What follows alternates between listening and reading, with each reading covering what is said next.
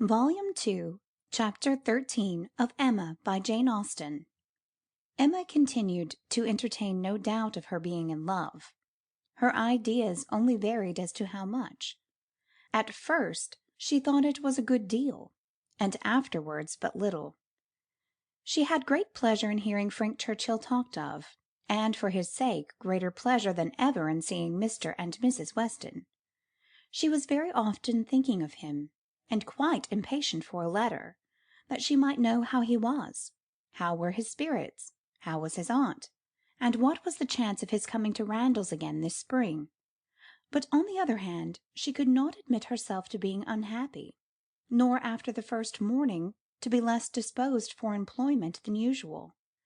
She was still busy and cheerful, and pleasing as he was, she yet could imagine him to have faults, and farther, though thinking of him so much, and as she sat drawing or working, forming 1,000 amusing schemes for the progress and close of their attachment, fancying interesting dialogues, and inventing elegant letters. The conclusion of every imaginary declaration on his side was, that she refused him. Their affection was always to subside into friendship. Everything tender and charming was to mark their parting, but still they were to part. When she became sensible of this, it struck her that she could not be very much in love, for in spite of her previous and fixed determination, never to quit with her father, never to marry, a strong attachment certainly must produce more of a struggle than she could foresee in her own feelings. "I do not find myself making any use of the word sacrifice," said she. "In not one of all my clever replies, my delicate negatives, is there any allusion to making a sacrifice. I do suspect that he is not really necessary to my happiness. So much the better. I certainly will not persuade myself to feel more than I do. I am quite enough in love. I should be sorry to be more." Upon the whole, she was equally contented with her views on his feelings. "He is undoubtedly very much in love. Everything denotes it. Very much in love indeed. And when he comes again, if his affection continue, I must be on my guard not to encourage it. It would be most inexcusable to do otherwise, as my own mind is quite made up. Not that I imagine he can think I have been encouraging him hitherto. No, if he had believed me at all to share his feelings, he would not have been so wretched. Could he have thought himself encouraged, his looks and language at parting would have been different. Still, however, I must be on my guard. This is in the supposition of his attachment continuing what it now is. But I do not know that I expect it will. I do not look upon him to be quite the sort of man. I do not altogether build upon his steadiness or constancy. His feelings are warm, but I can imagine them rather changeable. Every consideration of the subject, in short, makes me thankful that my happiness is not more deeply involved. I shall do very well again after a little while, and then it will be a good thing over, for they say everybody is in love once in their lives, and I shall have been let off easily." When his letter to Mrs. Weston arrived, Emma had the perusal of it, and she read it with a degree of pleasure and admiration, which at first made her shake her head over her own sensations, and think she had undervalued their strength. It was a long, well-written letter, giving the particulars of his journey, and of his feelings, expressing all the affection, gratitude, and respect which was natural and honourable, and describing everything exterior and local that could be supposed attractive, with spirit and precision. No suspicious flourishes now of apology or concern. It was the language of real feeling towards Mrs. Weston, and the transition from Highbury to Enscombe, the contrast between the places and some of the first blessings of social life, was just enough touched on to show how keenly it was felt, and how much more might have been said but for the restraints of propriety. The charm of her own name was not wanting. Miss Woodhouse appeared more than once, and never without a something of pleasing connection, either a compliment to her taste, or a remembrance of what she had said, and in the very last time of its meeting her eye, unadorned as it was by any such broad wreath of gallantry, she could yet discern the effect of her influence, and acknowledge the greatest compliment perhaps as all conveyed. Compressed into the very lowest vacant corner were these words: I had not a spare moment on Tuesday, as you know, for Miss Woodhouse's beautiful little friend. Pray make my excuses and adieus to her." This, Emma could not doubt, was all for herself. Harriet was remembered only from being her friend.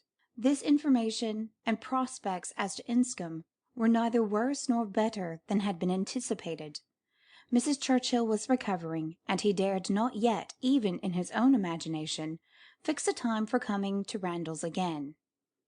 Gratifying, however, and stimulative, as was the letter in its material part, its sentiments she yet found, when it was folded up and returned to Mrs. Weston, that it had not added any lasting warmth, that she could still do without the writer, and that he must learn to do without her. Her intentions were unchanged. Her resolution of refusal only grew more interesting by the addition of a scheme for his subsequent consolation and happiness. His recollection of Harriet, and the words which clothed it, the beautiful little friend, suggested to her the idea of Harriet's succeeding her in his affections. Was it impossible? No. Harriet undoubtedly was greatly his inferior in understanding, but he had been very much struck by the loveliness of her face and the warm simplicity of her manner, and all the probabilities of circumstance and connection were in her favour. For Harriet it would be advantageous and delightful indeed. "I must not dwell upon it," said she. "I must not think of it. I know the danger of indulging such speculations. But stranger things have happened, and when we cease to care for each other as we do now, it will be the means of confirming us in that sort of true disinterested friendship which I can already look forward to with pleasure." It was well to have a comfort in store on Harriet's behalf, though it might be wise to let the fancy touch it seldom, for evil in that quarter was at hand, as Frank Churchill's arrival had succeeded Mr. Elton's engagement in the conversation of Highbury. As the latest interest had warmly borne down the first, so now upon Frank Churchill's disappearance, Mr. Elton's concerns were assuming the most irresistible form. His wedding day was named. He would still be among them again, Mr. Elton and his bride. There was hardly time to talk over the first letter from Enscombe before Mr. Elton and his bride was in everybody's mouth, and Frank Churchill was forgotten. Emma grew sick at the sound. She had had 3 weeks of happy exemption from Mr. Elton, and Harriet's mind, she had been willing to hope, had been lately gaining strength. With Mr. Weston's ball in view at least, there had been a great deal of insensibility to other things, but it was now too evident that she had not attained such a state of composure as could stand against the actual approach, new carriage, bell ringing, and all. Poor Harriet was in a flutter of spirits which required all the reasonings and soothings and attentions of every kind that Emma could give. Emma felt that she could not do too much for her, that Harriet had a right to all her ingenuity and all her patience, but it was heavy work to be for ever convincing without producing any effect, for ever agreed to without being able to make their opinion the same. Harriet listened submissively, and said, it was very true, it was just as Miss Woodhouse described, it was not worth while to think about them, and she would not think about them any longer. But no change of subject could avail, and the next half hour saw her as anxious and restless about the Eltons as before. At last Emma attacked her on another ground. "Your allowing yourself to be so occupied and so unhappy about Mr. Elton's marrying Harriet is the strongest reproach you can make me. You cannot give me a greater reproof for the mistake I fell into. It was all my doing, I know. I have not forgotten it, I assure you. Deceived myself, I did very miserably deceive you, and it will be a painful reflection to me forever. Do not imagine me in danger of forgetting it." Harriet felt this too much to utter more than a few words of eager exclamation. Emma continued, "I have not said, exert yourself, Harriet, for my sake. Think less, talk less of Mr. Elton for my sake, because for your own sake rather, I would wish it to be done, for the sake of what is more important than my comfort, a habit of self-command in you, a consideration of what is your duty, an attention to propriety, an endeavour to avoid the suspicions of others, to save your health and credit, and restore your tranquillity. These are the motives which I have been pressing on you. They are very important, and sorry I am that you cannot feel them sufficiently to act upon them. My being saved from pain is a very secondary consideration. I want you to save yourself from greater pain. Perhaps I may sometimes have felt that Harriet would not forget what was due, or rather what would be kind by me. This appeal to her affections did more than all the rest. The idea of wanting gratitude and consideration from Miss Woodhouse, whom she really loved extremely, made her wretched for a while, and when the violence of grief was comforted away, still remained powerful enough to prompt her to what was right and support her in it very tolerably. You, who have been the best friend I ever had in my life, want gratitude to you. Nobody is equal to you. I care for nobody as I do for you. Oh, Miss Woodhouse, how ungrateful I have been! Such expressions, assisted as they were by everything that look and manner could do, made Emma feel that she had never loved Harriet so well, nor valued her affection so highly as before. There is no charm equal to tenderness of heart, said she afterwards to herself. There is nothing to be compared to it. Warmth and tenderness of heart, with an affectionate, open manner, will beat all the clearness of head in the world, for attraction I am sure it will. It is tenderness of heart which makes my dear father so generally beloved, which gives Isabella all her popularity. I have it not, but I know how to prize and respect it. Harriet is my superior in all the charm and all the felicity it gives. Dear Harriet, I would not change you for the clearest headed, longest sighted, best judging female breathing. Oh, the coldness of a Jane Fairfax! Harriet is worth 100 such, and for a wife, a sensible man's wife, it is invaluable. I mention no names, but happy the man who changes Emma for Harriet. End of Volume 2, Chapter 13 of Emma.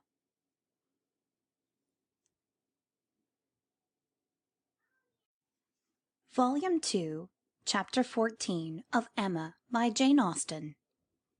Mrs. Elton was first seen at church, but though devotion might be interrupted, curiosity could not be satisfied by a bride in a pew, and it must be left for the visits in form, which were then to be paid, to settle whether she were very pretty indeed, or only rather pretty, or not pretty at all.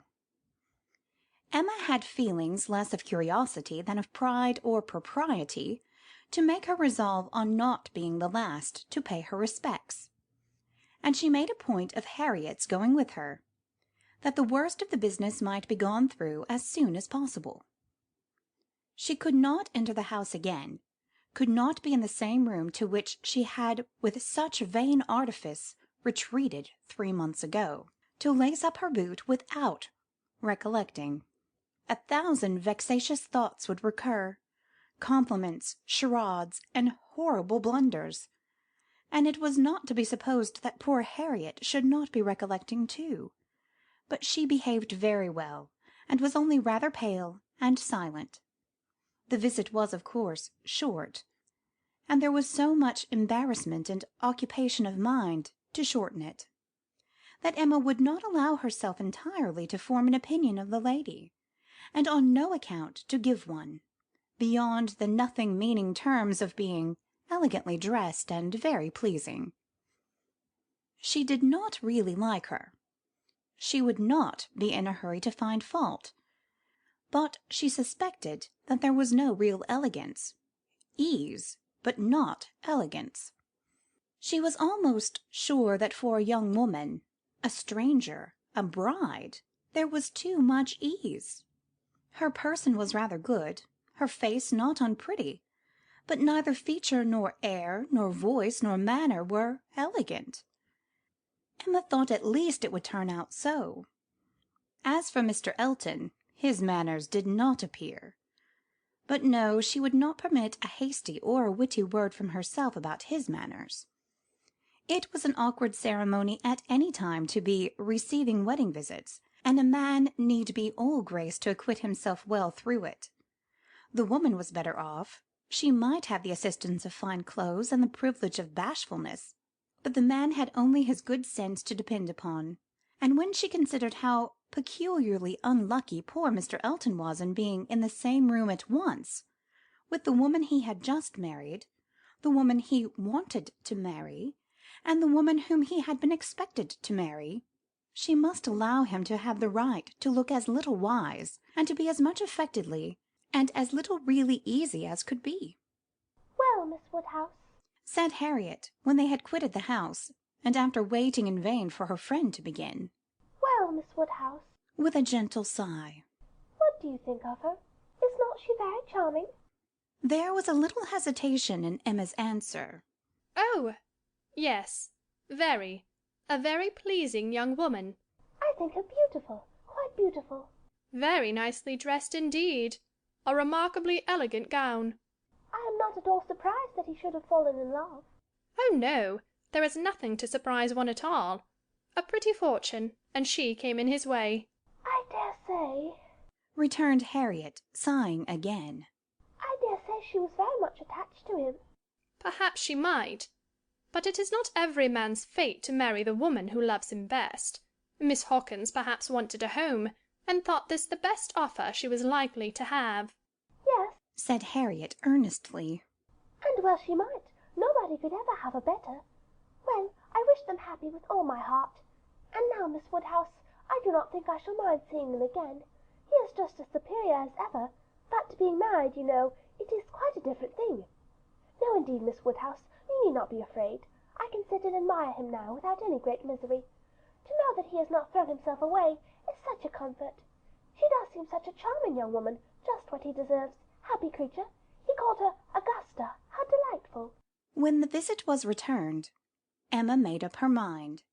She could then see more and judge better, for Harriet's happening not to be at Hartfield, and her father's being present to engage Mr. Elton, she had a quarter of an hour of the lady's conversation to herself, and could composedly attend to her. And the quarter of the hour convinced her that Mrs. Elton was a vain woman, extremely well satisfied with herself, and thinking much of her own importance, that she meant to shine and be very superior, but with manners which had been formed in a very bad school, pert and familiar, that all her notions were drawn from one set of people and one style of living, that if not foolish she was ignorant, and that her society would certainly do Mr. Elton no good. Harriet would have been a better match. If not wise or refined herself, she would have connected him with those who were. But Miss Hawkins, it might be fairly supposed from her easy conceit, had been the best of her own set. The rich brother-in-law near Bristol was the pride of the alliance, and his place and his carriages were the pride of him. The very first subject after being seated was Maple Grove. My brother, Mr. Suckling's seat. A comparison of Hartfield to Maple Grove. The grounds of Hartfield were small, but neat and pretty, and the house was modern and well built. Mrs. Elton seemed most favourably impressed by the size of the room, the entrance, and all that she could see or imagine. Very like Maple Grove indeed. She was quite struck by the likeness. That room was the very shape and size of the morning room at Maple Grove, her sister's favourite room. Mr. Elton was appealed to. Was it not astonishing like? She could really almost fancy herself at Maple Grove. And the staircase! You know, as I came in, I observed how very like the staircase was, placed in exactly the same part of the house. I really could not help exclaiming. I assure you, Miss Woodhouse, it is very delightful to me to be reminded of a place I am so extremely partial to as Maple Grove. I have spent so many happy months there. With a sigh of sentiment. A charming place, undoubtedly. Everybody who has seen it is struck by its beauty, but to me it has been quite a home. Whenever you are transplanted like me, Miss Woodhouse, you will understand how very delightful it is to meet with anything at all like what one has left behind. I always say it is quite one of the evils of matrimony." Emma made as slight a reply as she could, but it was fully sufficient for Mrs. Elton, who only wanted to be talking herself. "So extremely like Maple Grove! And it is not merely the house. The grounds, I assure you, as far as I could observe, are strikingly like. The laurels at Maple Grove are in the same profusion as here, and stand very much in the same way, just across the lawn. And I had a glimpse of a fine large tree with a bench around it, which put me so exactly in mind. My brother and sister will be enchanted with this place. People who have extensive grounds themselves are always pleased with anything in the same style. Emma doubted the truth of this sentiment. She had a great idea that people who had extensive grounds themselves cared very little for the extensive grounds of anybody else. But it was not worth while to attack an error so double-dyed, and therefore only said in reply, "When you have seen more of this country, I am afraid you will think you have overrated Hartfield. Surrey is full of beauties." "Oh, yes, I am quite aware of that. It is the garden of England, you know. Surrey is the garden of England." "Yes, but we must not rest our claims on that distinction. Many counties, I believe, are called the garden of England, as well as Surrey." "No, I fancy not," replied Mrs. Elton, with a most satisfied smile. "I never heard any county but Surrey called so." Emma was silenced. "My brother and sister have promised us a visit in the spring, or summer at the farthest," continued Mrs. Elton, "and that will be our time for exploring. While they are with us we shall explore a great deal, I dare say. They will have their barouche landau, of course, which holds 4 perfectly, and therefore, without saying anything of our carriage, we should be able to explore the different beauties extremely well. They would hardly come in their chaise, I think, at that season of the year. Indeed, when the time draws on, I shall decidedly recommend their bringing the barouche landau. It will be so very much preferable. When people come into a beautiful country of this sort, you know, Miss Woodhouse, one naturally wishes them to see as much as possible, and Mr. Suckling is extremely fond of exploring. We explored to King's Weston twice last summer, in that way, most delightfully, just after their having the barouche landau. You have so many parties of that kind here, I suppose, Miss Woodhouse, every summer?" "No, not immediately here. We are rather out of distance of the very striking beauties which attract the sort of parties you speak of, and we are a very quiet set of people, I believe, more disposed to stay at home than engage in schemes of pleasure." "Ah, there is nothing like staying at home for real comfort. Nobody can be more devoted to home than I am. I was quite a proverb for it at Maple Grove. Many a time has Selina said, when she has been going into Bristol, 'I really cannot get this girl to move from the house. I absolutely must go in by myself, though I hate being stuck up in the barouche landau without a companion.' But Augusta, I believe, with her own good will, would never stir beyond the park paling. Many a time has she said so, and yet I am no advocate for entire seclusion. I think, on the contrary, when people shut themselves up entirely from society, it is a very bad thing, and that it is much more advisable to mix in the world in a proper degree, without living in it either too much or too little. I perfectly understand your situation, however, Miss Woodhouse." looking towards Mr. Woodhouse. "Your father's state of health must be a great drawback. Why does he not try Bath? Indeed he should. Let me recommend Bath to you. I assure you I have no doubt of its doing Mr. Woodhouse good." "My father tried it more than once, formerly, but without receiving any benefit; and Mr. Perry, whose name I dare say is not unknown to you, does not conceive it would be at all more likely to be useful now." "Ah, that is a great pity. For I assure you, Miss Woodhouse, where the waters do agree, it is quite wonderful the relief they give. In my Bath life I have seen such instances of it, and it is so cheerful a place that it could not fail of being used to Mr. Woodhouse's spirits, which, I understand, are sometimes much depressed. And as to its recommendations to you, I fancy I need not take much pains to dwell on them. The advantages of Bath to the young are pretty generally understood. It would be a charming introduction for you, who have lived so secluded a life, and I could immediately secure you some of the best society in the place. A line from me would bring you a little host of acquaintance, and my particular friend, Mrs. Partridge, the lady I have always resided with when in Bath, would be most happy to show you any attentions, and would be the very person for you to go into public with." It was as much as Emma could bear, without being impolite. The idea of her being indebted to Mrs. Elton for what was called an introduction, of her going into public under the auspices of a friend of Mrs. Elton's, Probably some vulgar, dashing widow who, with the help of a boarder, just made a shift to live. The dignity of Miss Woodhouse of Hartfield was sunk indeed. She restrained herself, however, from any of the reproofs she could have given, and only thanked Mrs. Elton coolly. But their going to Bath was quite out of the question, and she was not perfectly convinced that the place might suit her better than her father. But then, to prevent farther outrage and indignation, changed the subject directly.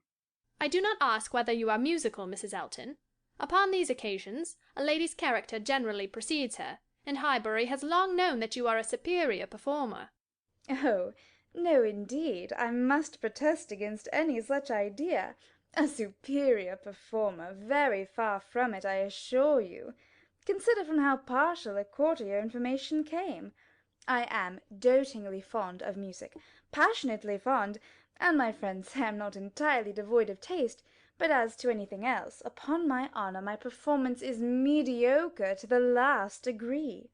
You, Miss Woodhouse, I well know, play delightfully. I assure you it has been the greatest satisfaction, comfort, and delight to me to hear what a musical society I am got into.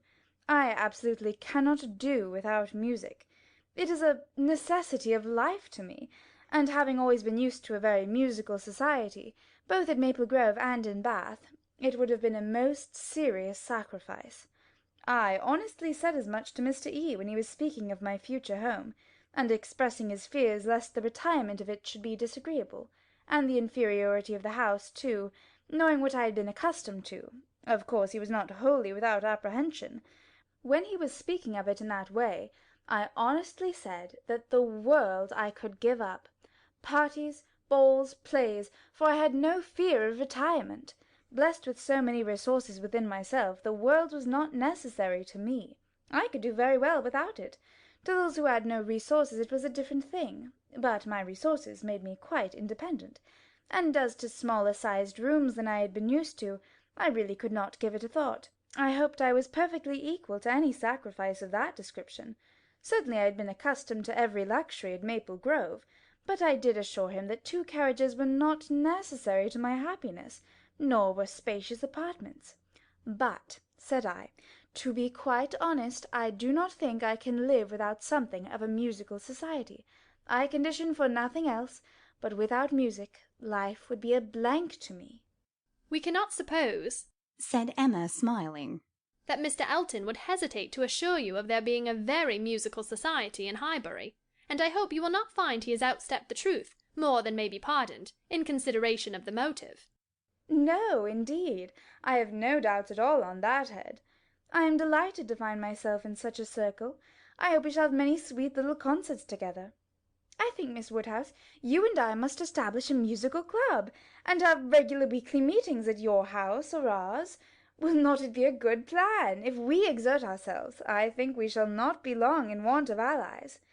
Something of that nature would be particularly desirable for me, as an inducement to keep me in practice. For married women, you know, there is a sad story against them in general. They are but too apt to give up music. But you, who are so extremely fond of it, there can be no danger, surely? I should hope not. But really, when I look around among my acquaintance, I tremble. Selina has entirely given up music, never touches the instrument, though she played sweetly, and the same may be said of Mrs. Jeffreys, Clara Partridge that was, and of the 2 Millmans, now Mrs. Bird and Mrs. James Cooper, and of more than I can enumerate. Upon my word, it is enough to put one in a fright. I used to be quite angry with Selina, but really I begin now to comprehend that a married woman has many things to call her attention. I believe I was half an hour this morning shut up with my housekeeper. But everything of that kind, said Emma, will soon be in so regular a train. Well, said Mrs. Elton, laughing, we shall see. Emma, finding her so determined upon neglecting her music, had nothing more to say, and after a moment's pause Mrs. Elton chose another subject. We have been calling at Randalls, said she, and found them both at home, and very pleasant people they seem to be. I like them extremely. Mr. Weston seems an excellent creature, quite a first-rate favourite with me already, I assure you. And she appears so truly good. There is something so motherly and kind-hearted about her that it wins upon one directly. She was your governess, I think?" Emma was almost too much astonished to answer, but Mrs. Elton hardly waited for the affirmative before she went on. "Having understood as much, I was rather astonished to find her so very ladylike. But she is really quite the gentlewoman." Mrs. Weston's manners, said Emma, were always particularly good. Their propriety, simplicity, and elegance would make them the safest model for any young woman. "And who do you think came in while we were there?" Emma was quite at a loss. The tone implied some old acquaintance, and how could she possibly guess? "Knightley," continued Mrs. Elton. "Knightley himself. Was it not lucky? For, not being within when he called the other day, I had never seen him before, and of course, as so particular a friend of Mr. E.'s, I had a great curiosity. My friend Knightley had been so often mentioned that I was really impatient to see him, and I must do my corresposer the justice to say that he need not be ashamed of his friend. Knightley is quite the gentleman. I like him very much. Decidedly, I think, a very gentlemanlike man." Happily, it was now time to be gone. They were off, and Emma could breathe. "Insufferable woman!" was her immediate exclamation. "Worse than I had supposed. Absolutely insufferable. Knightley! I could not have believed it. Knightley! Never seen him in her life before, and call him Knightley! And discover that he is a gentleman! A little upstart vulgar being, with her Mr. E. and her caro sposo, and her resources, and all her airs of pert pretension and underbred finery, actually to discover that Mr. Knightley is a gentleman! I doubt whether he will return the compliment, and discover her to be a lady. I could not have believed it! And to propose that she and I should unite to form a musical club! One would fancy we were bosom friends. And Mrs. Weston! Astonished that the person who had brought me up should be a gentlewoman! Worse and worse! I never met with her equal. Much beyond my hopes. Harriet is disgraced by any comparison. Oh, what would Frank Churchill say to her, if he were here?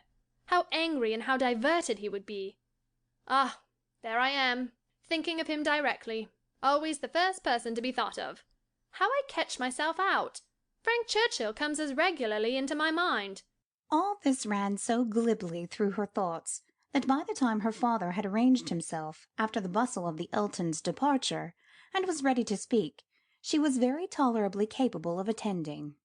"Well, my dear," he deliberately began, "considering we never saw her before, she seems a very pretty sort of young lady, and I dare say she was very much pleased with you. She speaks a little too quick. A little quickness of voice there is which rather hurts the ear. But I believe I am nice. I do not like strange voices. And nobody speaks like you, and poor Miss Taylor. However, she seems a very obliging, pretty behaved young lady, and no doubt will make him a very good wife. Though I think he had better not have married. I made the best excuses I could for not having been able to wait on him and Mrs. Elton on this happy occasion. I said that I hoped I should in the course of the summer, but I ought to have gone before. Not to wait upon a bride is very remiss. Ah! It shews what a sad invalid I am. But I do not like the corner into Vicarage Lane." I dare say your apologies were accepted, sir. Mr. Elton knows you. "Yes, but a young lady, a bride. I ought to have paid my respects to her if possible. It was being very deficient." But, my dear papa, you are no friend to matrimony, and therefore why should you be so anxious to pay your respects to a bride? It ought to be no recommendation to you. It is encouraging people to marry if you make so much of them. "No, my dear, I never encouraged anybody to marry. But I would always wish to pay every proper attention to a lady, and a bride especially is never to be neglected. More is avowedly due to her. A bride, you know, my dear, is always the first in company, let the others be who they may." Well, papa, if this is not encouragement to marry, I do not know what is. And I should never have expected you to be lending your sanction to such vanity baits for poor young ladies. My dear, you do not understand me. This is a matter of mere common politeness and good breeding, and has nothing to do with any encouragement to people to marry. Emma had done. Her father was growing nervous, and could not understand her. Her mind returned to Mrs. Elton's offences, and long, very long, did they occupy her. End of Volume 2, Chapter 14 of Emma.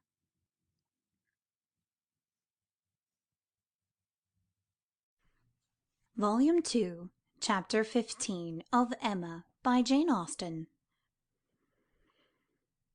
Emma was not required by any subsequent discovery to retract her ill opinion of Mrs. Elton.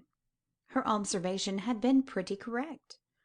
Such as Mrs. Elton appeared to her on this second interview, such she appeared whenever they met again. Self-important, presuming, familiar, ignorant, and ill-bred.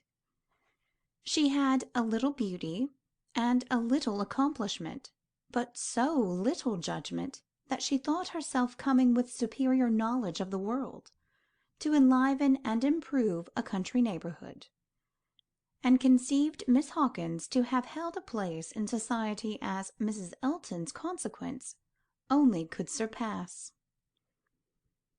There was no reason to suppose Mr. Elton thought at all differently from his wife.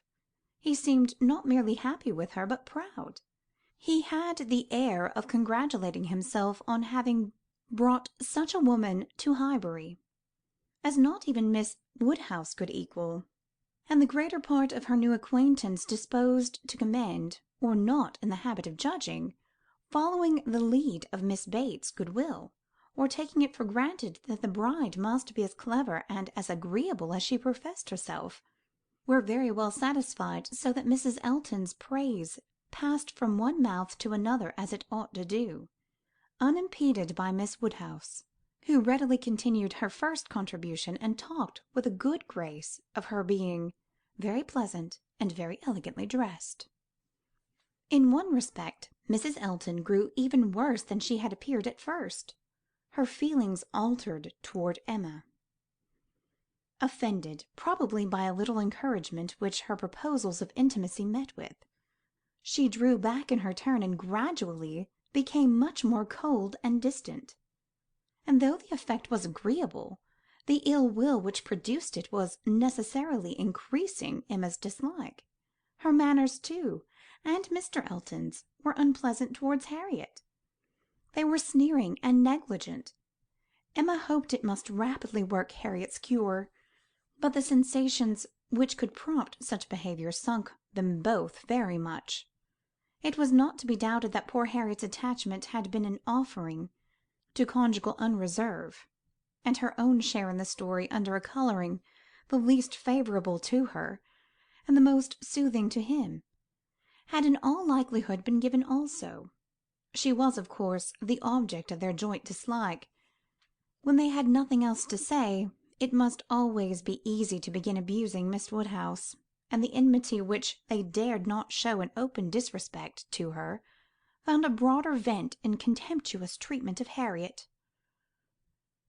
Mrs. Elton took a great fancy to Jane Fairfax, and from the first, not merely when a state of warfare with one young lady might be supposed to recommend the other, but from the very first, and she was not satisfied with expressing a natural and reasonable admiration, but without solicitation, or plea, or privilege, she must be wanting to assist and befriend her, before Emma had forfeited her confidence, and about the third time of their meeting she heard all Miss Elton's knight-errantry on the subject. Jane Fairfax is absolutely charming, Miss Woodhouse. I quite rave about Jane Fairfax. A sweet, interesting creature, so mild and ladylike, and with such talents. I assure you I think she has very extraordinary talents. I do not scruple to say that she plays extremely well. I know enough of music to speak decidedly on that point. Oh, she is absolutely charming. You will laugh at my warmth, but upon my word I talk of nothing but Jane Fairfax, and her situation is so calculated to affect one. Miss Woodhouse, we must exert ourselves and endeavour to do something for her. We must bring her forward.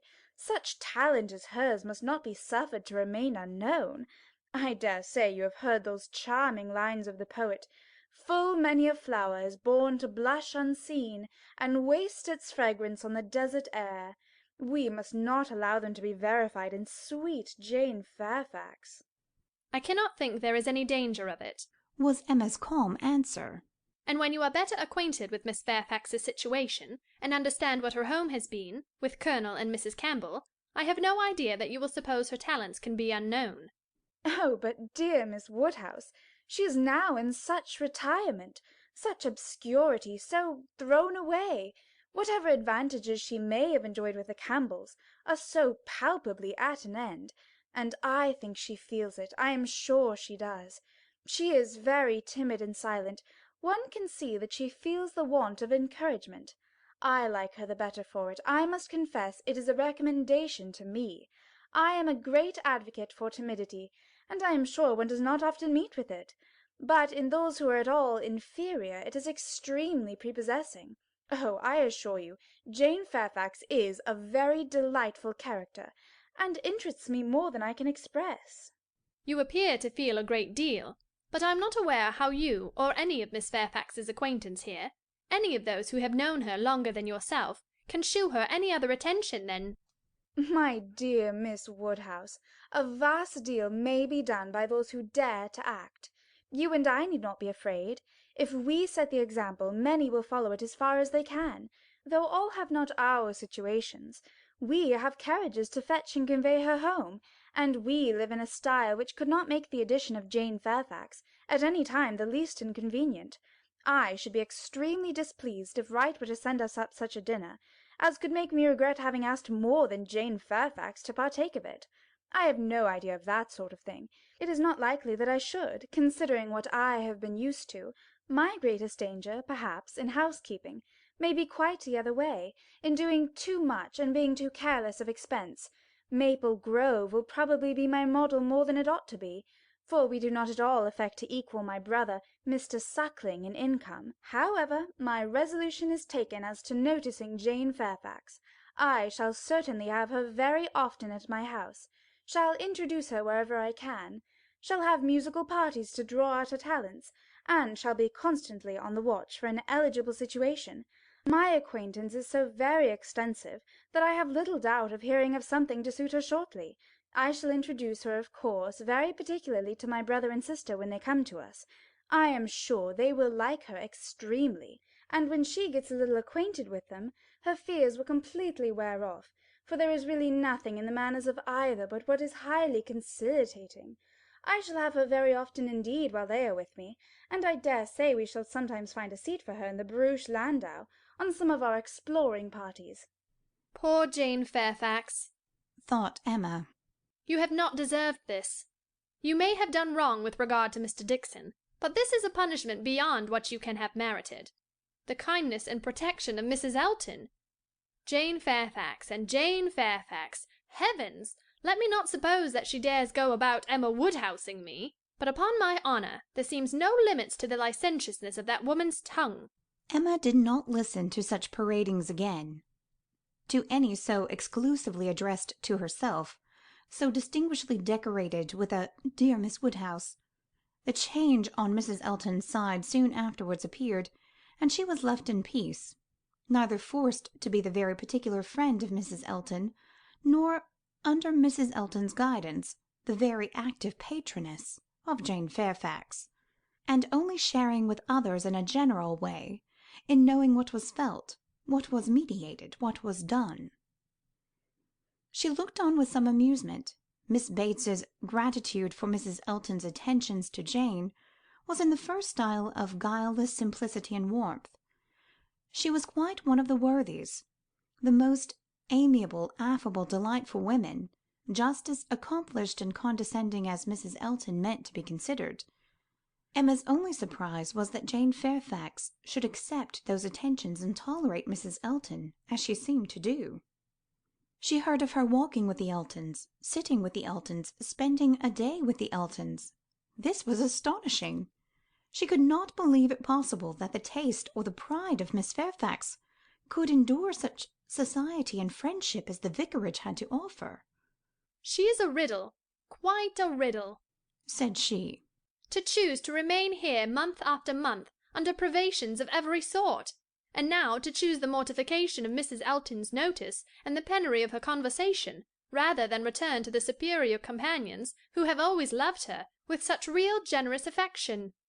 Jane had come to Highbury professedly for 3 months. The Campbells were gone to Ireland for 3 months, but now the Campbells had promised their daughter to stay at least till midsummer, and fresh invitations had arrived for her to join them there. According to Miss Bates, it all came from her.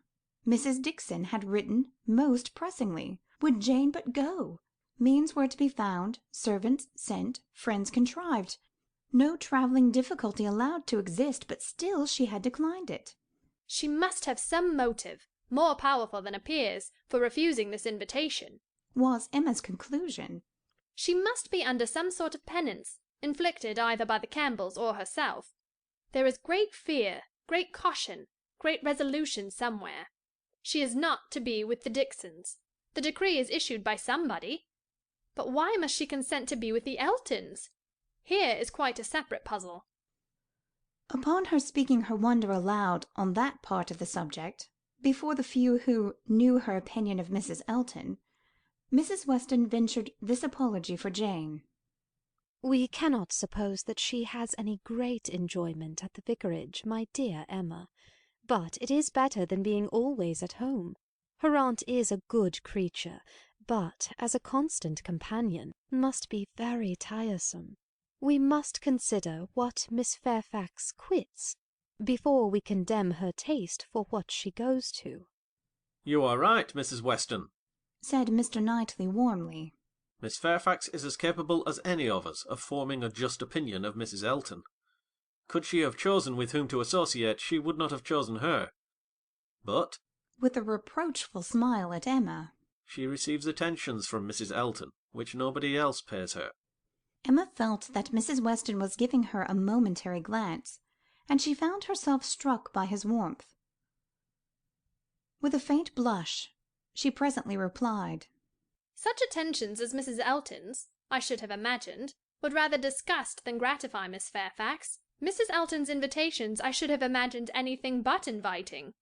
"I should not wonder," said Mrs. Weston, "if Miss Fairfax were to have been drawn on beyond her own inclination by her aunt's eagerness in accepting Mrs. Elton's civilities for her.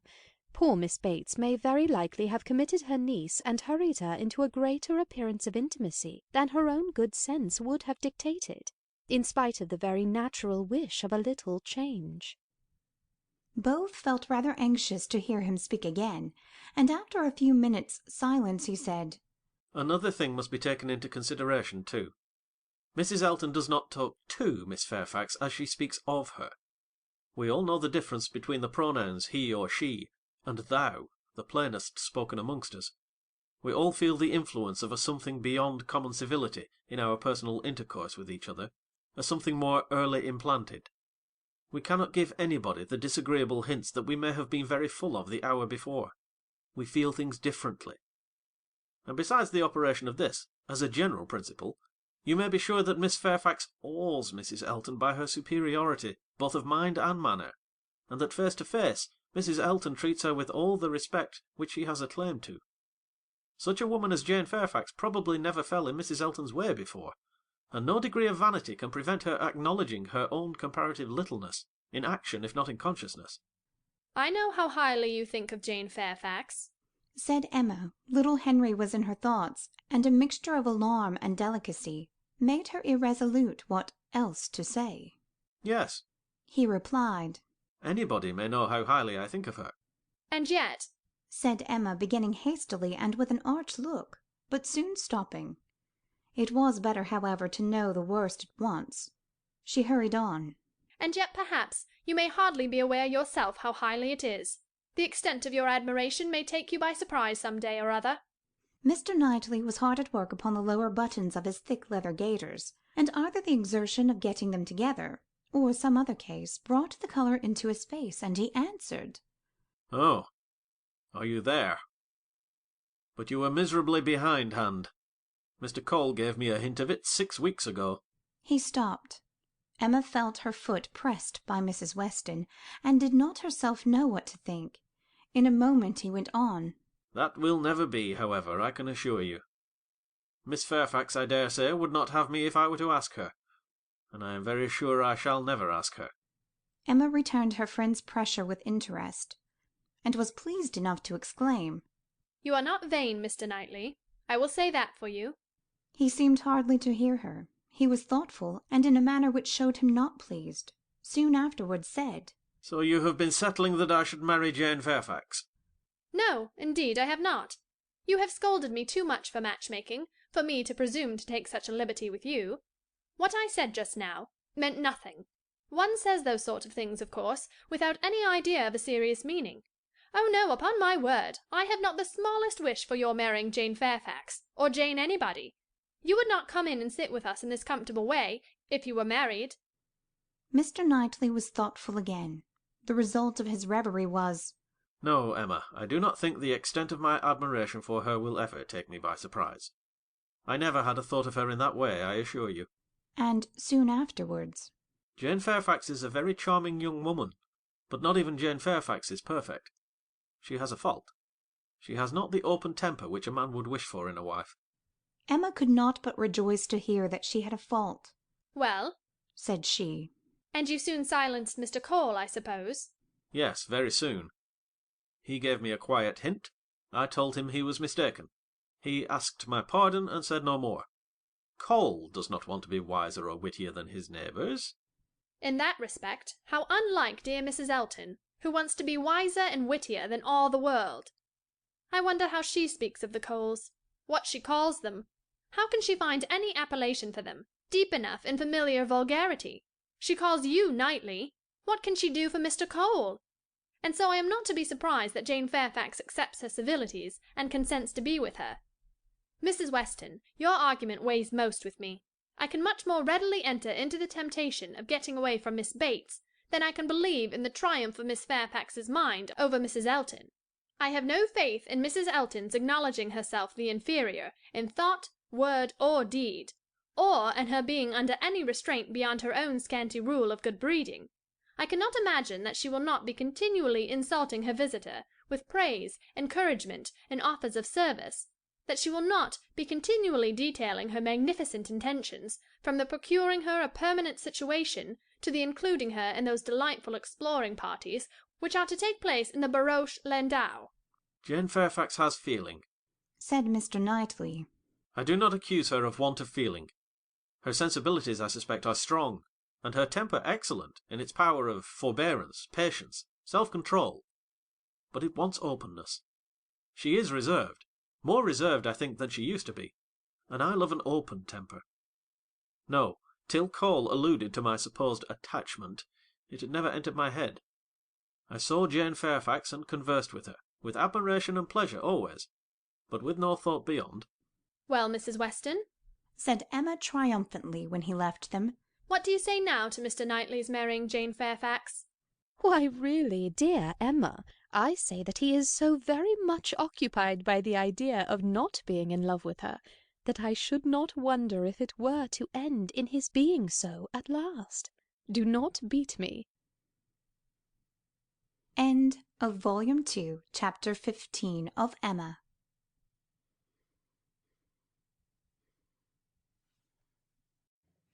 Volume 2, Chapter 16 of Emma by Jane Austen. Everybody in or about Highbury who had ever visited Mr. Elton was disposed to pay him attention on his marriage. Dinner parties and evening parties were made for him and his lady, and invitations flowed in so fast that she had soon the pleasure of apprehending that they were never to have a disengaged day. "I see how it is," said she. "I see what a life I am to lead among you. Upon my word, we shall be absolutely dissipated. We really seem quite the fashion. If this is living in the country, it is nothing very formidable.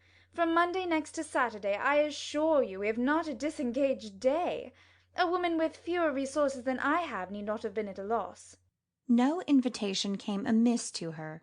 Her Bath habits made evening parties perfectly natural to her, and Maple Grove had given her a taste for dinners. She was a little shocked at the want of 2 drawing-rooms, at the poor attempt at roux cakes, and there being no ice in the Highbury card parties. Mrs. Bates, Mrs. Perry, Mrs. Goddard, and others were a good deal behindhand in knowledge of the world, but she would soon show them how everything ought to be arranged. In the course of the spring she must return their civilities by one very superior party, in which her card tables should be set out with their separate candles and unbroken packs in the true style. The more waiters engaged for the evening than their own establishment could furnish, to carry round the refreshments at exactly the proper hour and in the proper order. Emma, in the meanwhile, could not be satisfied without a dinner at Hartfield for the Eltons. They must not do less than the others, or she should be exposed to the odious suspicions, and imagined capable of pitiful resentment. A dinner there must be. After Emma had talked about it for 10 minutes, Mr. Woodhouse felt no unwillingness, and only made the usual stipulation of not sitting at the bottom of the table himself, with the usual regular difficulty of deciding who should do it for him. The persons to be invited required little thought. Besides the Eltons, it must be the Westons and Mr. Knightley. So far it was all of course, and it was hardly less inevitable that poor little Harriet must be asked to make the 8th. But this invitation was not given with equal satisfaction, and on many accounts Emma was particularly pleased by Harriet's begging to be allowed to decline it. She would rather not be in his company more than she could help. She was not yet quite able to see him and his charming, happy wife together, without feeling uncomfortable. If Miss Woodhouse would not be displeased, she would rather stay at home. It was precisely what Emma would have wished, had she deemed it possible enough for wishing. She was delighted with the fortitude of her little friend, for fortitude she knew it was in her, to give up being in company and stay at home. And she could now invite the very person whom she really wanted to make the 8th, Jane Fairfax. Since her last conversation with Mrs. Weston and Mr. Knightley, she was more conscience-stricken about Jane Fairfax than she had often been. Mr. Knightley's words dwelt with her. He had said that Jane Fairfax received attentions from Mrs. Elton, which nobody else paid her. "This is very true," said she. "at least as far as relates to me, which was all that was meant, and it is very shameful. Of the same age, and always knowing her, I ought to have been more her friend. She will never like me now. I have neglected her too long, but I will shew her greater attention than I have done." Every invitation was successful. They were all disengaged and all happy. The preparatory interest of this dinner, however, was not yet over. A circumstance rather unlucky occurred. The 2 eldest little Knightleys were engaged to pay their grandpapa and aunt a visit of some weeks in the spring, and their papa now proposed bringing them and staying one whole day at Hartfield, which one day would be the very day of this party. His professional engagements did not allow of his being put off, but both father and daughter were disturbed by its happening so. Mr. Woodhouse considered 8 persons at dinner together as the utmost that his nerves could bear, and here would be a 9th, and Emma apprehended that it would be a 9th very much out of humour, and not much being able to come even to Hartfield for 48 hours without falling in with a dinner party. She comforted her father better than she could comfort herself, by representing that he certainly would make them 9, yet he always said so little, that the increase of noise would be very immaterial. She thought it in reality a very sad exchange for herself, to have him with his grave looks and reluctant conversation opposed to her, instead of his brother. The event was more favourable to Mr. Woodhouse than to Emma. John Knightley came, but Mr. Weston was unexpectedly summoned to town, and must be absent on the very day. He might be able to join them in the evening, but certainly not to dinner. Mr. Woodhouse was quite at ease. and the seeing him so, with the arrival of the little boys and the philosophic composure of her brother on hearing his fate, removed the chief of even Emma's vexation. The day came, the party were punctually assembled, and Mr. John Knightley seemed early to devote himself to the business of being agreeable. Instead of drawing his brother off to a window while they waited for dinner, he was talking to Miss Fairfax. Mrs. Elton, as elegant as lace and pearls could make her, he looked at in silence, wanting only to observe enough for Isabella's information. But Miss Fairfax was an old acquaintance and a quiet girl, and he could talk to her. He had met her before breakfast as he was returning from a walk with his little boys, when it was just beginning to rain. It was natural to have some civil hopes on the subject, and he said, "I hope you did not venture far, Miss Fairfax, this morning, or I am sure you must have been wet. We scarcely got home in time. I hope you turned directly." "I went only to the post office," said she, "and reached home before the rain was much. It is my daily errand. I always fetch the letters when I am here. It saves trouble, and this is something to get me out. A walk before breakfast does me good." Not a walk in the rain, I should imagine. "No, but it did not absolutely rain when I set out." Mr. John Knightley smiled and replied, "That is to say, you chose to have your walk, for you were not 6 yards from your own door when I had the pleasure of meeting you, and Henry and John had seen more drops than they could count long before. The post office has a great charm at one period of our lives.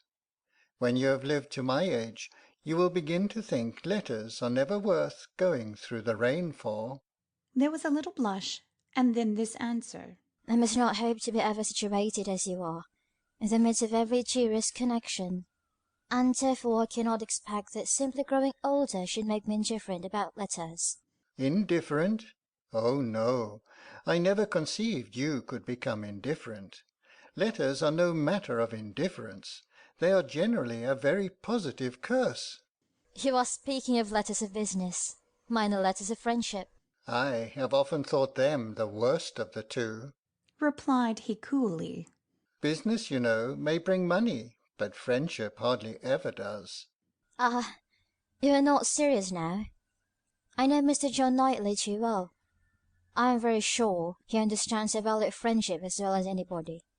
I can easily believe that letters are very little to you, much less than to me.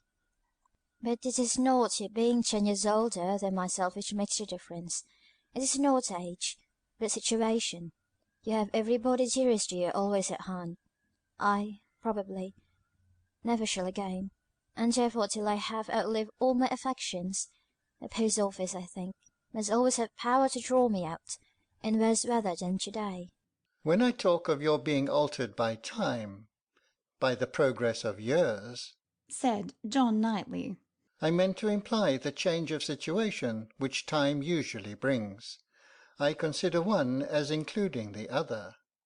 Time will generally lessen the interest of every attachment not within the daily circle.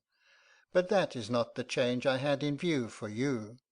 As an old friend, you will allow me to hope, Miss Fairfax, that 10 years hence you may have as many concentrated objects as I have. It was kindly said, and very far from giving offence. A pleasant "Thank you" seemed meant to laugh it off, but a blush, a quivering lip, a tear in the eye showed that it was felt beyond a laugh.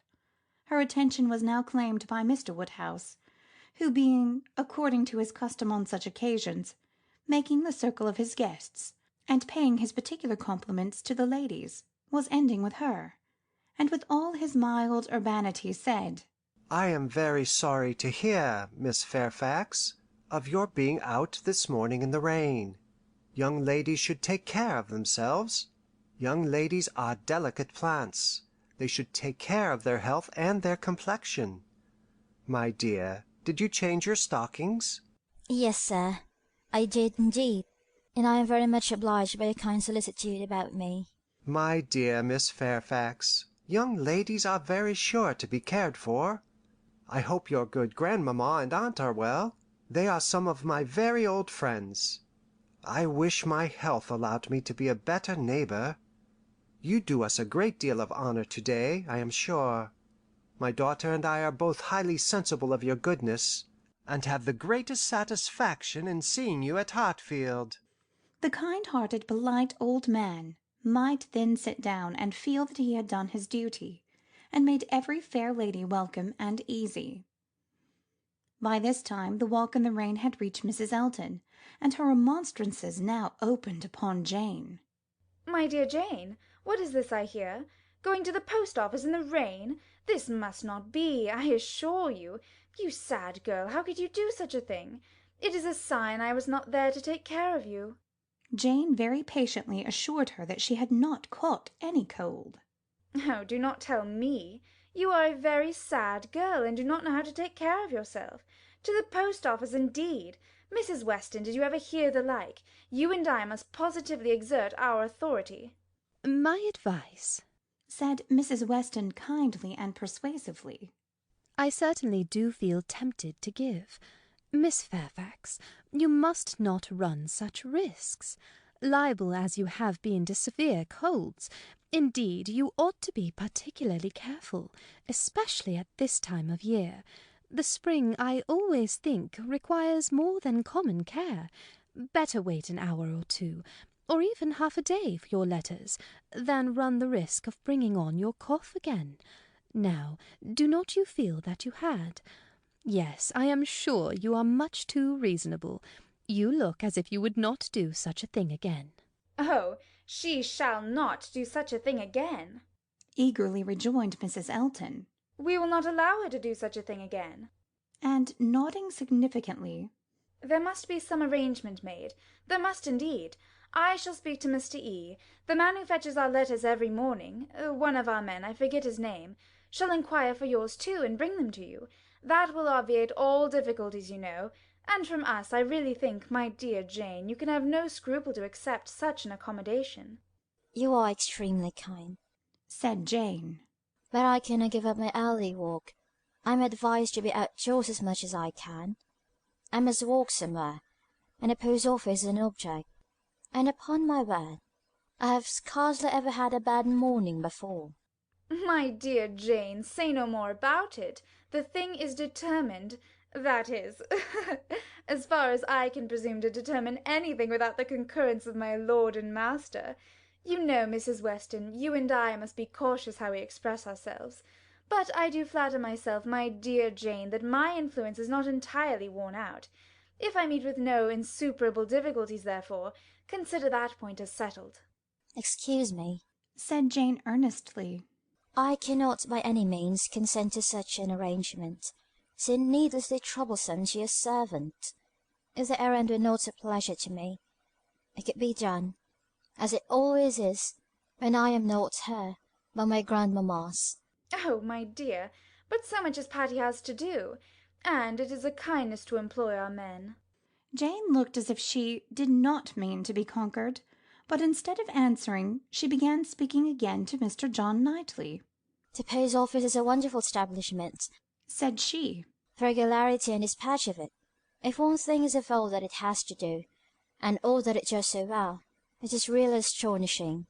It is certainly very well regulated. "So seldom any negligence or blunder appears, so seldom that a letter, among the thousands that are constantly passing about the kingdom, is even carried wrong, and not one in a million, I suppose, actually lost. And when one considers the variety of hands, and of bad hands too, that are to be deciphered, it increases the wonder." The clerks grow expert from habit. They must begin with some quickness of sight and hand, and exercise improves them. If you want any further explanation, continued he, smiling, they are paid for it. That is the key to a great deal of capacity. The public pays, and must be served well. The varieties of handwriting were farther talked of, and the usual observations made. I have heard it asserted, said John Knightley, that the same sort of handwriting often prevails in a family, and where the same master teaches, it is natural enough. But for that reason I should imagine the likeness must be chiefly confined to the females, for boys have very little teaching after an early age, and scramble into any hand they can get. Isabella and Emma, I think, do write very much alike. I have not always known their writing apart. Yes, said his brother hesitatingly. there is a likeness. I know what you mean, but Emma's hand is the strongest. Isabella and Emma both write beautifully, said Mr. Woodhouse. and always did. And so does poor Mrs. Weston.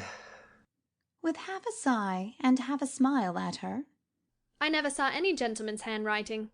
Emma began, looking also at Mrs. Weston, but stopped on perceiving that Mrs. Weston was attending to someone else, and the pause gave her time to reflect. Now, how am I going to introduce him? Am I unequal to speaking his name at once, before all these people? Is it necessary for me to use any roundabout phrase? Your Yorkshire friend, your correspondent in Yorkshire? That would be the way, I suppose, if I were very bad. No, I can pronounce his name without the smallest distress. I certainly get better and better. Now for it. Mrs. Weston was disengaged, and Emma began again. Mr. Frank Churchill writes one of the best gentleman's hands I ever saw. I do not admire it, said Mr. Knightley. It is too small, wants strength.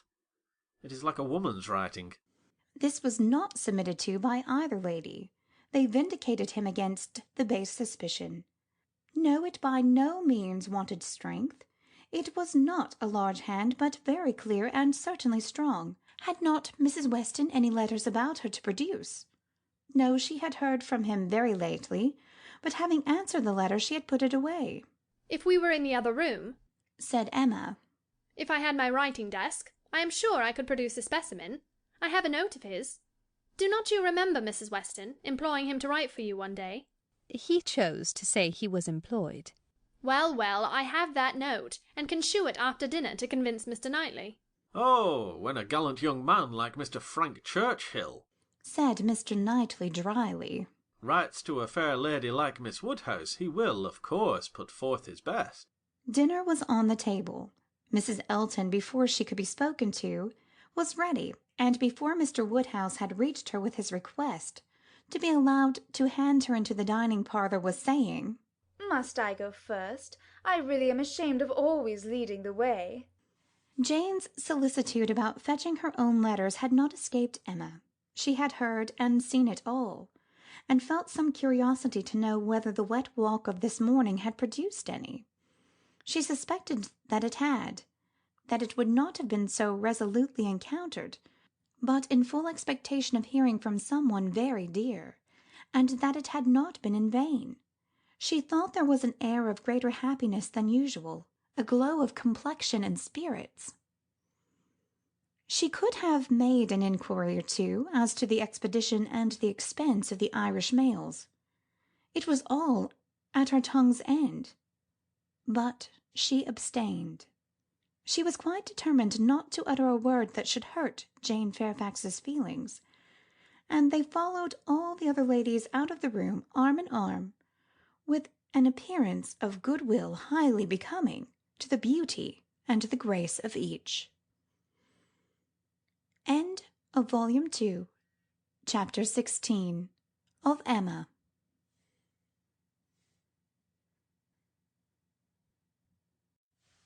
Volume 2, Chapter 17 of Emma by Jane Austen. When the ladies returned to the drawing-room after dinner, Emma found it hardly possible to prevent their making two distinct parties. With so much perseverance in judging and behaving ill, did Mrs. Elton engross Jane Fairfax and slight herself. She and Mrs. Weston were obliged to be almost always either talking together or silent together. Mrs. Elton left them no choice. If Jane repressed her for a little time, she soon began again, and though much that passed between them was in half-whisper, especially on Mrs. Elton's side, there was no avoiding a knowledge of their principal subject. The post-office, catching cold, fetching letters, and friendship were long under discussion, and to them succeeded one, which must be at least equally unpleasant to Jane. Inquiries whether she had yet heard of any situation likely to suit her, and professions of Mrs. Elton's meditated activity. here is April come," said she. "I get quite anxious about you. June will soon be here." But I have never fixed on June or any other month. Merely look forward to the summer in general. "But have you really heard of nothing?" I have not even made any inquiry. I do not wish to make any yet. "Oh, my dear, we cannot begin too early. You are not aware of the difficulty of procuring exactly the desirable thing." I am not aware, said Jane, shaking her head. Dear Mrs. Elton, who can have thought of it as I have done? "But you have not seen so much of the world as I have. You do not know how many candidates there always are for the first situations. I saw a vast deal of that in the neighbourhood round Maple Grove. A cousin of Mr. Suckling, Mrs. Bragg, had such an infinity of applications. Everybody was anxious to be in her family, for she moves in the first circle. Wax candles in the schoolroom! You may imagine how desirable. Of all the houses in the kingdom, Mrs. Bragg's is the one I would most wish to see you in." Colonel and Mrs. Campbell ought to be in town again by midsummer, said Jane. I must spend some time with them. I am sure they will want it. Afterwards, I may probably be glad to dispose of myself. But I would not wish you to take the trouble of making any inquiries at present. "Trouble? Ay, I know your scruples. You are afraid of giving me trouble. But I assure you, my dear Jane, the Campbells can hardly be more interested in you than I am.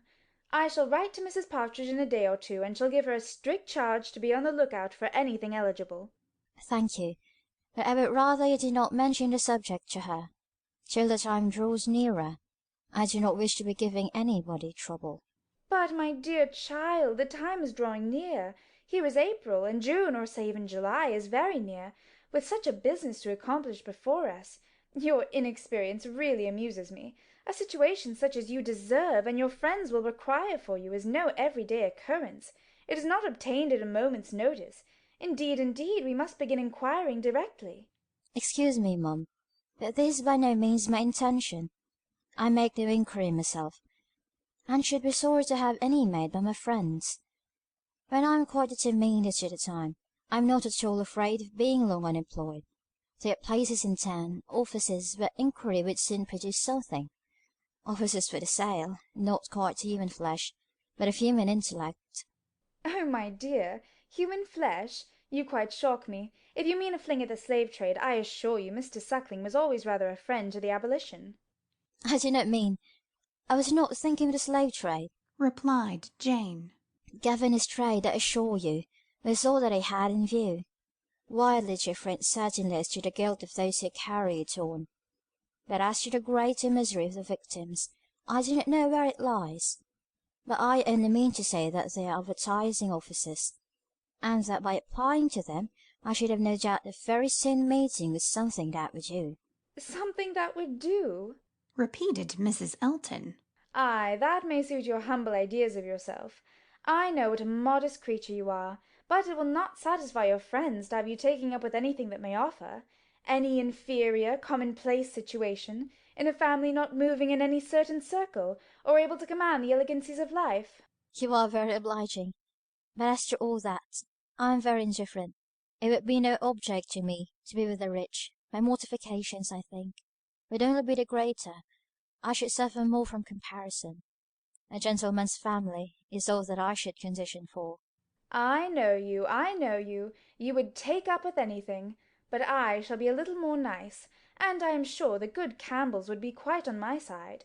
With your superior talents you have the right to move in the first circle. Your musical knowledge alone would entitle you to name your own terms, have as many rooms as you like, and mix with the family as much as you choose. That is, I do not know. If you knew the harp, you might do all that, I am very sure. But you sing as well as you play. Yes, I really believe you might, even without the harp, stipulate for what you choose. And you must and shall be delightfully, honourably, and comfortably settled before the Campbells or I have any rest."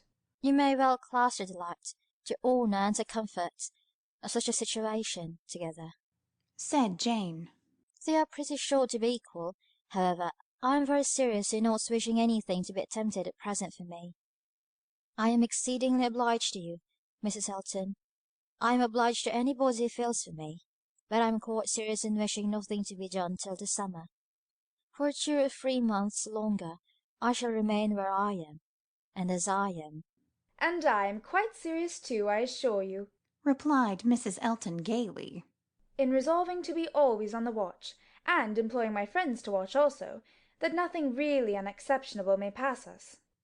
In this style she ran on, never thoroughly stopped by anything till Mr. Woodhouse came into the room. Her vanity had then a change of subject, and Emma heard her saying in the same half-whisper to Jane, "Here comes this old beau of mine, I protest. Only think of his gallantry in coming away before the other men. What a dear creature he is! I assure you I like him excessively. I admire all that quaint, old-fashioned politeness. It is much more to my taste than modern ease. Modern ease often disgusts me. But this good old Mr. Woodhouse, I wish you had heard his gallant speeches to me at dinner. Oh, I assure you I began to think my caro sposo would be absolutely jealous. I fancy I am rather a favourite. He took notice of my gown. How do you like it? Selina's choice. Handsome, I think, but I do not know whether it is not over-trimmed. I have the greatest dislike of the idea of being over-trimmed, quite a horror of finery. I must put on a few ornaments now, because it is expected of me. A bride, you know, must appear like a bride, but my natural taste is all for simplicity. A simple style of dress is so infinitely preferable to finery. But I am quite in the minority, I believe. Few people seem to value the simplicity of dress. Show and finery are everything. I have some notion of putting such a trimming as this to my white and silver poplin. Do you think it would look well?"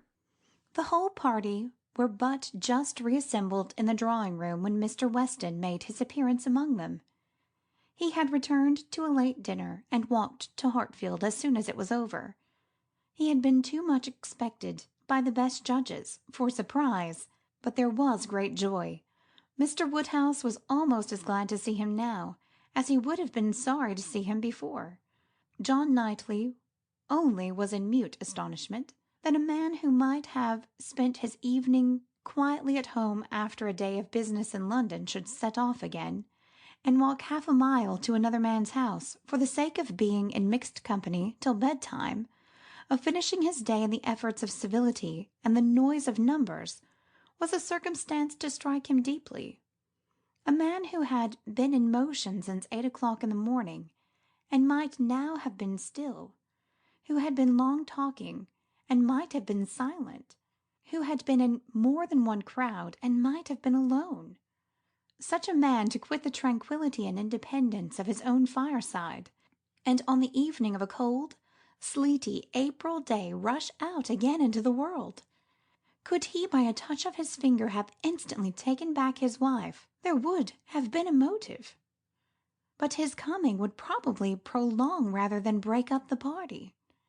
John Knightley looked at him with amazement, then shrugged his shoulders and said, "I could not have believed it, even of him."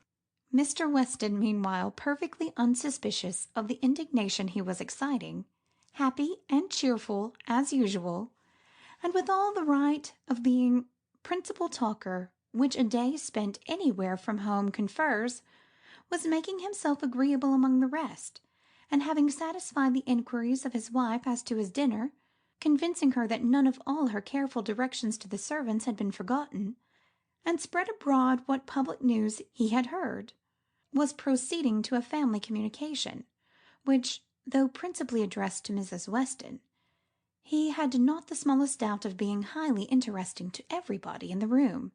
He gave her a letter. It was from Frank, and to herself. He had met with it in his way, and had taken the liberty of opening it. Read it," said he. "It will give you pleasure. Only a few lines. Will not take you long. Read it to Emma." The ladies looked over it together, and he sat smiling and talking to them the whole time, in a voice a little subdued, but very audible to everybody. "Well, he is coming, you see. Good news, I think. Well, what do you say to it? I always told you he would be here again soon, did not I? Anne, my dear, did not I always tell you so, and you would not believe me? In town next week, you see, at the latest, I dare say, for she is as impatient as the black gentleman when anything is to be done. Most likely they'll be there to-morrow or Saturday. As to her illness, all nothing, of course. But it is an excellent thing to have Frank among us again.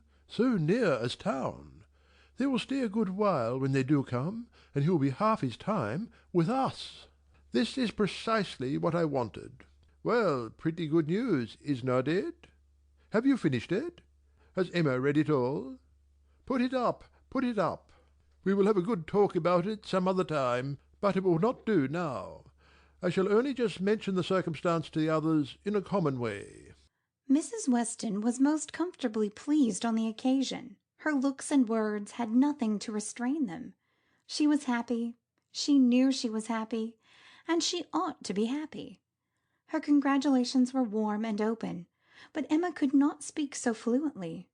She was a little occupied in weighing her own feelings, and trying to understand the degree of her agitation, which she rather thought was considerable. Mr. Weston, however, too eager to be observant, too communicative to want others to talk, was very well satisfied with what she did say, and soon moved away to make the rest of his friends happy by a partial communication of what the whole room must have overheard already. It was well that he took everybody's joy for granted, or he might have thought either Mr. Woodhouse or Mr. Knightley particularly delighted.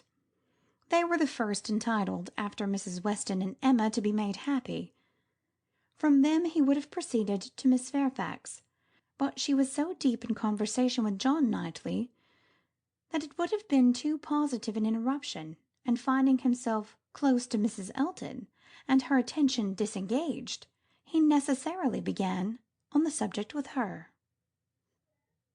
End of Volume 2, Chapter 17 of Emma.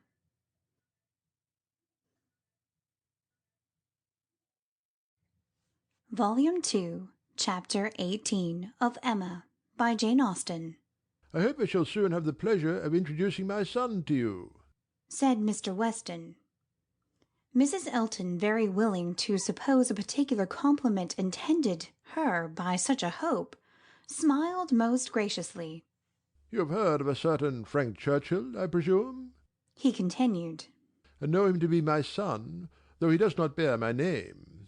Oh, yes, and I shall be very happy in his acquaintance. I am sure Mr. Elton will lose no time in calling on him, and we shall both have great pleasure in seeing him at the vicarage.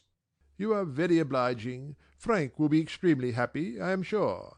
He is to be in town next week, if not sooner. We have notice of it in a letter to-day. I met the letters in my way this morning, and seeing my son's hand, presumed to open it. Though it was not directed to me, it was to Mrs. Weston. She is his principal correspondent, I assure you. I hardly ever get a letter. And so you absolutely opened what was directed to her. Oh, Mr. Weston, ha! I must protest against that. A most dangerous precedent indeed. I beg you will not let your neighbours follow your example. Upon my word, if this is what I am to expect, we married women must begin to exert ourselves. Oh, Mr. Weston, I could not have believed it of you. Ay, we men are sad fellows. You must take care of yourself, Mrs. Elton. This letter tells us, it is a short letter, written in a hurry, merely to give us notice, it tells us that they are all coming up to town directly, on Mrs. Churchill's account. She has not been well the whole winter, and thinks Enscombe too cold for her. So they are all to move southward without loss of time. Indeed, from Yorkshire, I think. Enscombe is in Yorkshire. Yes, they are about 190 miles from London, a considerable journey. Yes, upon my word, very considerable. 65 miles farther than from Maple Grove to London. But what is distance, Mr. Weston, to people of large fortune?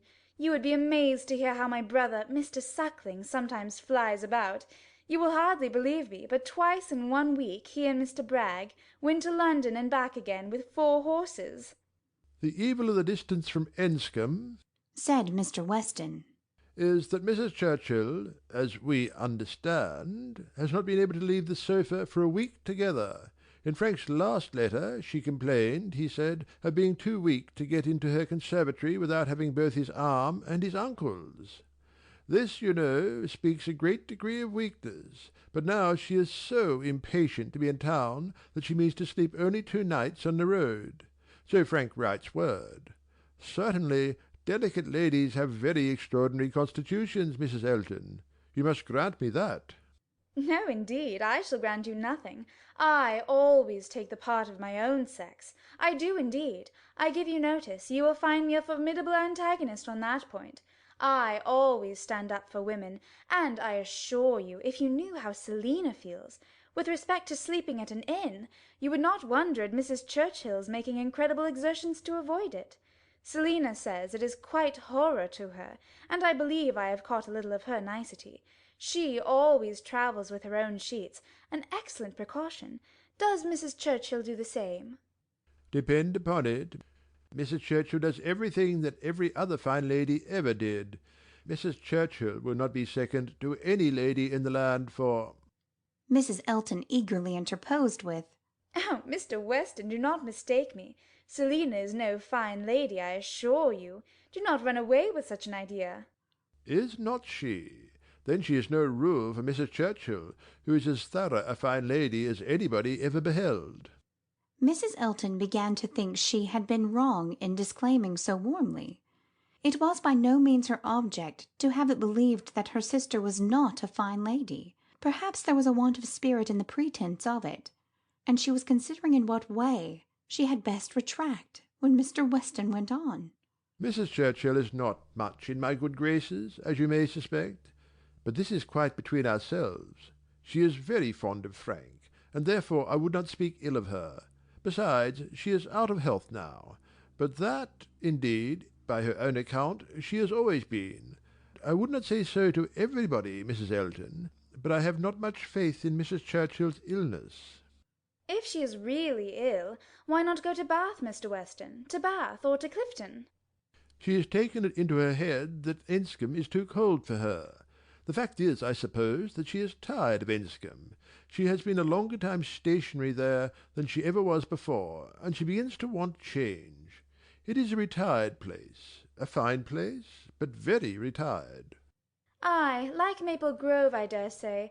Nothing can stand more retired from the road than Maple Grove. Such an immense plantation all round it. You seem shut out from everything, in the most complete retirement. And Mrs. Churchill probably has not health or spirits like Selina to enjoy that sort of seclusion. Or perhaps she may not have resources enough in herself to be qualified for country life. I always say a woman cannot have too many resources, and I feel very thankful that I have so many myself, as to be quite independent of society. Frank was here in February for a fortnight. So I remember to have heard. He will find an addition to the society of Highbury when he comes again. That is, if I may presume to call myself an addition. But perhaps he may never have heard of there being such a creature in the world. This was too loud a call for a compliment to be passed by, and Mr. Weston, with a very good grace, immediately exclaimed, My dear madam, nobody but yourself could imagine such a thing possible. Not heard of you? I believe Mrs. Weston's letters lately have been full of very little else than Mrs. Elton. He had done his duty, and could return to his son. When Frank left us, continued he, it was quite uncertain when we might see him again, which makes this day's news doubly welcome. It has been completely unexpected. That is, I always had a strong persuasion he would be here again soon. I was sure something favourable would turn up, but nobody believed me. He and Mrs. Weston were both dreadfully desponding. How could he contrive to come, and how could it be supposed that his uncle and aunt would spare him again, and so forth? I always felt that something would happen in our favour, and so it has, you see. I have observed, Mrs. Elton, in the course of my life, that if things are going untowardly one month, they are sure to mend the next. Very true, Mr. Weston, perfectly true.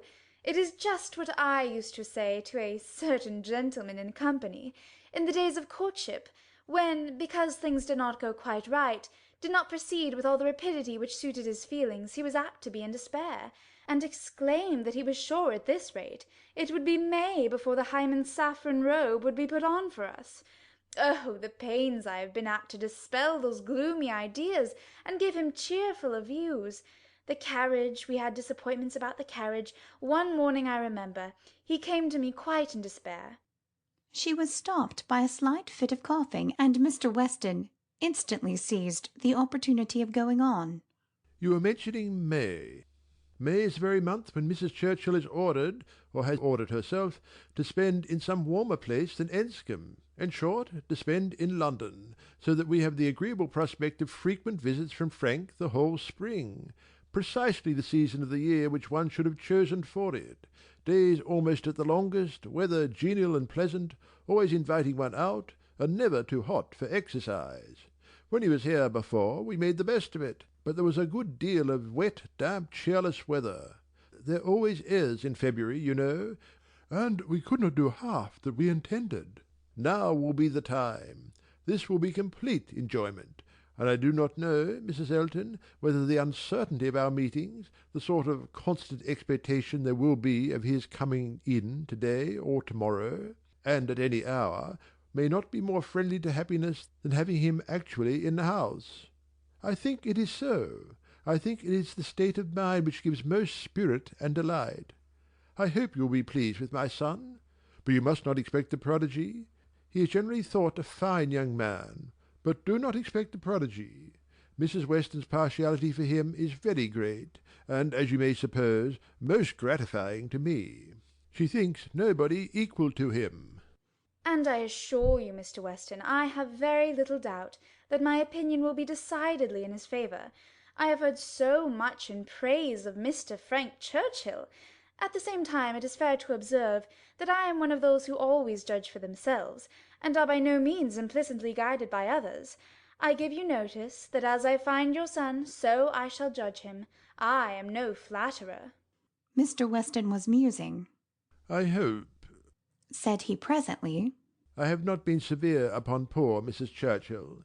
If she is ill, I should be sorry to do her injustice. But there are some traits in her character which make it difficult for me to speak of her with the forbearance I could wish.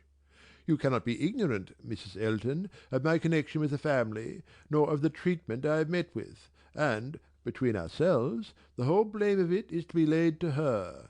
She was the instigator. Frank's mother would never have been slighted as she was but for her. Mr. Churchill has pride, but his pride is nothing to his wife's. His is a quiet, indolent, gentlemanlike sort of pride that would harm nobody, and only make himself a little helpless and tiresome. But her pride is arrogance and insolence, and what inclines one less to bear, she has no fair pretence of family or blood. She was nobody when he married her, barely the daughter of a gentleman, but ever since, her being turned into a Churchill, she has out-Churchilled them in all high and mighty claims. But in herself, I assure you, she is an upstart. Only think! Well, that must be infinitely provoking. I have quite a horror of upstarts. Maple Grove has given me a thorough disgust to people of that sort. For there is a family in the neighbourhood who are such an annoyance to my brother and sister from the airs they give themselves. Your description of Mrs. Churchill made me think of them directly. People of the name of Tupman, very lately settled there, and encumbered with many low connections, but giving themselves immense airs, and expecting to be on a footing with the old established families. A year and a half is the very utmost that they can have lived at West Hall, and how they got their fortune nobody knows. They came from Birmingham, which is not a place to promise much, you know, Mr. Weston. One has not great hopes from Birmingham. I always say there is something direful in the sound, but nothing more is positively known of the Tupmans, though a good many things, I assure you, are suspected, and yet by their manners they evidently think themselves equal even to my brother Mr. Suckling, who happens to be one of their nearest neighbours. It is infinitely too bad. Mr. Suckling, who has been 11 years a resident at Maple Grove, and whose father had it before him, I believe, at least.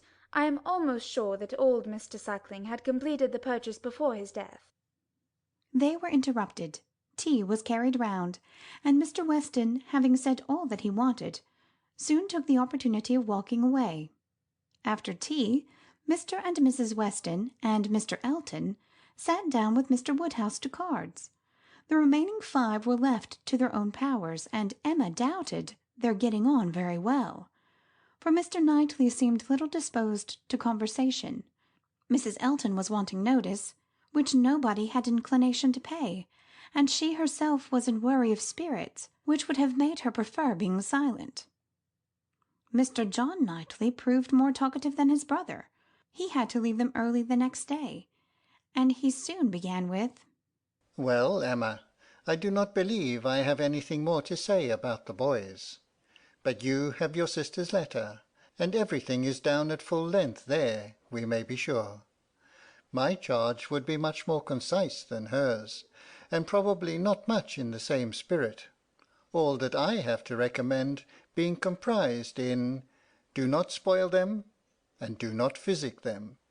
I rather hope to satisfy you both, said Emma. for I shall do all in my power to make them happy, which will be enough for Isabella, and happiness must preclude false indulgence and physic.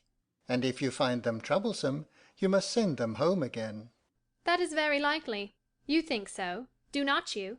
"I hope I am aware that they may be too noisy for your father, or even may be some encumbrance to you, if your visiting engagements continue to increase as much as they have done lately." Increase? "Certainly.